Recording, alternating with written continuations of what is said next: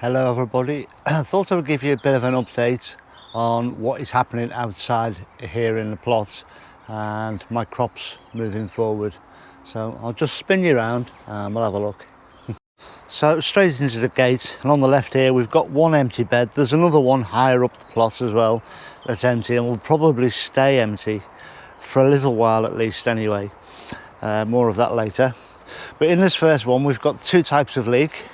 I can't remember what the second one is, but the one just down there is Musselburgh. These are all multi-sown, so you can see here I've started harvesting them. There's some good sized leeks in there, and this is going to see us all the way through. One or two going to seed there, not too concerned about that. Then we've got an empty bed, and in this bed we've got the purple sprouting broccoli. What's happened with this, and what happens with a lot of brassicas, is they get far too tall, they fall over and then start pointing upwards again. So we get this sort of telltale sort of bend that you can see at the bottom of this plant. And the last couple of days all I've been doing is just putting a few stakes in, just to try to keep the plant in the confines of the bed, because it's getting to the point now where local vegetation is dying down. And these brassicas are all going to be growing all over the winter, and with the local vegetation dying down, the pigeons want in, they want their bit. So as soon as I see signs of pigeons on here, I will cover each of these beds individually. No point in doing it now, it's just my way of working. It means I can get into the plants and do what I need to do easier with the covers off. So they're all purple sprouting broccoli. And the next one we've got, well, I thought I'd planted 4 types of kale in here, but it seems that this one looks like a cavalliniero, then there's a Tuscan black there, and then there's some dwarf kale there covering two areas, if you like. So I'm guessing I must have put them in twice. It's no matter, got plenty of kale for the winter. And we've got kale for over the winter as well, also in the polytunnel. Next bed up, we've got some lettuces down here, going over now, starting to turn and run to seed at this rocketing flower now. You can just see this sort of telltale tower in the middle of the lettuce. It's wanting to get away. There's still a few there that aren't. Then we've got about 6 or 8 of each, of some Savoy cabbage at the back and some cauliflowers. They'll be ready for harvest whenever they come ready. So we've got those to look forward to as well. Now, all of these, really, certainly these 3 beds, are hungry gap beds. These will go all the way through until next spring and feed us and keep us going all the way through. So that's brilliant, that's ready food, and so the broccoli will sprout going into sort of next February, March, maybe even sooner if it's a mild winter. But yeah, all hungry gap beds. So then moving up, we've got the carrots in here. Now these are doing fantastically well in here. Just pulled one, just so you can see it. Cracking carrots, they really are. And you can see them just down there in the ground. They really should have been earthed up a little bit. So they're starting to go a little green on top. But not to worry. And again, this carrot box is just a panelised thing put together, held together with screws, as you can see just through there, just lightly held together, so that when it's not in use it folds down out the way. Very good. And that's covered in veggie mesh, and you can get that from gardening naturally. Anyway, this next bed is an empty one. I'm going to be filling this up soon, and the other one, with the pile that's under that black plastic there. There's more compost I've got as a bulk load, so all that will be going on those 2 beds. So okay, moving back up again,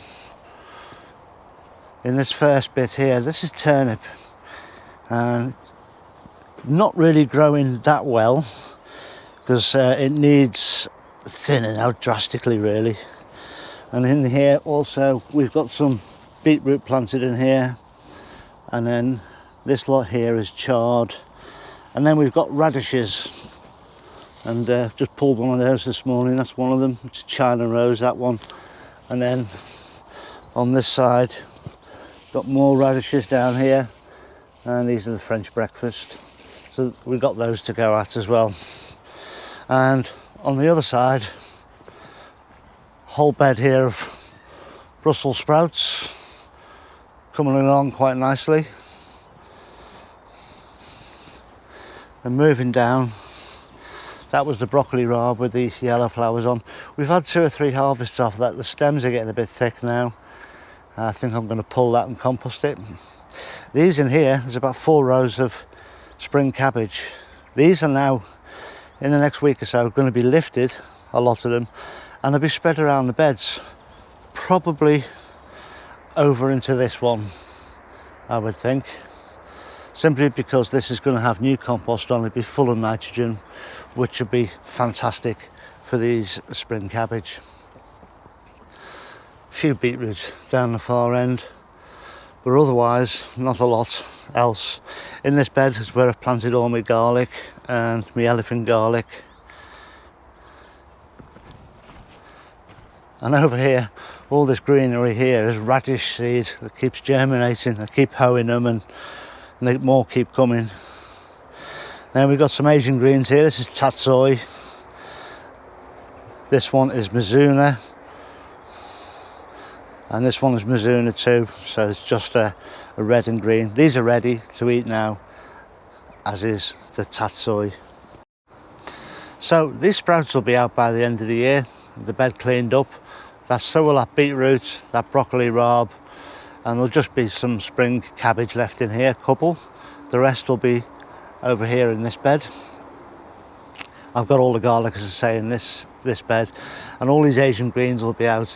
And the reason for that is that come early spring next year, these 4 beds will be dedicated to alliums. I've already got the garlic in there. Leeks will be going in one of the beds, onions in another, and shallots and heritage onions in another. So that's why I'm sort of running these beds low and wanting to get them cleared out, ready for next spring use. And so over here, these are the beds where I had the potatoes earlier in the year, all grown in the pots, and you can see I've still got a few over there full. I'll show you.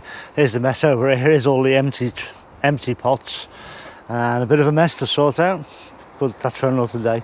But these are all Sarpomera in here. I've harvested 1 or 2 just to have a look. I think I might even have shown that on camera a little while ago. So we'll start emptying these as we need them, or if I detect there's a problem, such as rodents. I must check up. I must pull another pot and have a look and see if there's rodent damage on that one, because it's very easy to lose a whole crop if you're not careful. But yep, there's the Sarpomera, and these beds will be dedicated to something else from next spring. More of that as we get into the new year. So there we go, a quick mini tour of the plot just to show you what's growing and what's going where, and give you a bit of a heads up as to what's going on. So I hope you enjoyed that. Look after yourselves, everyone. Stay safe. I'll see you all very, very soon. Ta-ra now.